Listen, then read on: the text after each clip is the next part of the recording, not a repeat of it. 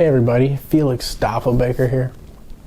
I wanted to make a video because back in 2017, 2018, during the EOS ICO that Block 1 ran, Dan Larimer gave a talk to a Virginia Tech class. He gave a lecture, and he talked about in that lecture that Block 1 was working with Virginia Tech to run an EOS.io program that would educate and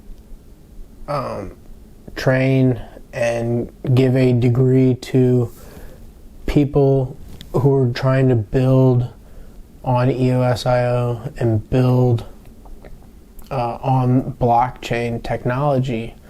And something that I've thought about ever since then is just, what was going on with that. Now we can see, 2017, 2018, those people, if they were freshmen and they started those courses and they stuck with it all the way through, they would basically be graduating right now or potentially just graduated.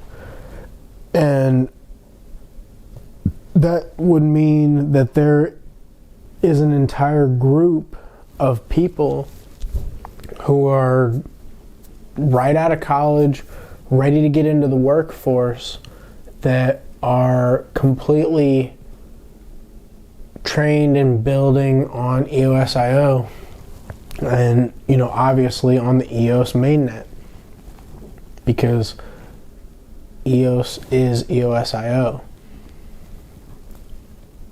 EOS.io was the open source protocol that Block 1 built and released to the public, and EOS was the first blockchain of EOS.io.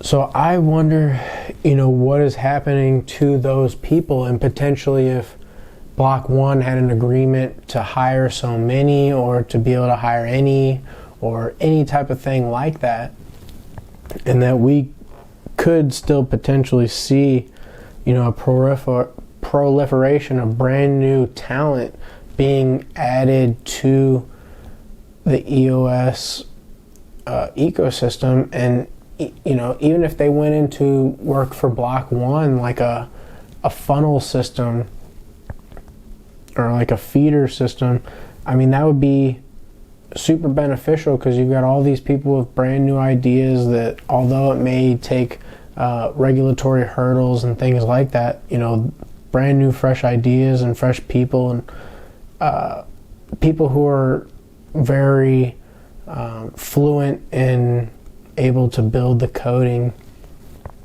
I just haven't heard anything about that, and I still think that is just yet another angle in just so many different pins and points about EOS that people are overlooking, that people are underestimating, that people have wrote off, that will turn out to be some of the main difference makers. There's so many things that because you have to look at all these different chains, pretty deeply, and a lot of them are so shallow that, you could spend 10, 15 minutes and get to the bottom of the entire blockchain and who's involved and all that stuff, and that's where it ends. With EOS, it's daily, constant, all the time. The depth is just never ending. There's so much to learn. There's so many people connected at such a high level that if you really knew all these people and the role that they played in their respective domains and areas and topics, it's just, I can't even explain it to you, because if you already knew, you'd already be acting like I am. So I just think that there's so much more coming, and so many different angles that are going to hit people, especially those who sold thinking that this was a dead chain or there was nothing going on, and all that just nonsense that, people who have real ideas and real thoughts and can think on their own understand, like, there's something clearly bigger going on here. So I just want to put that out there, that, you know, watch out for a windfall of new devs that can, you know, outpace the Ethereum devs that they always brag about having, even though EOS is way better, you know, in a shorter amount of time. So I just want to put that out there. Stoffel Baker out.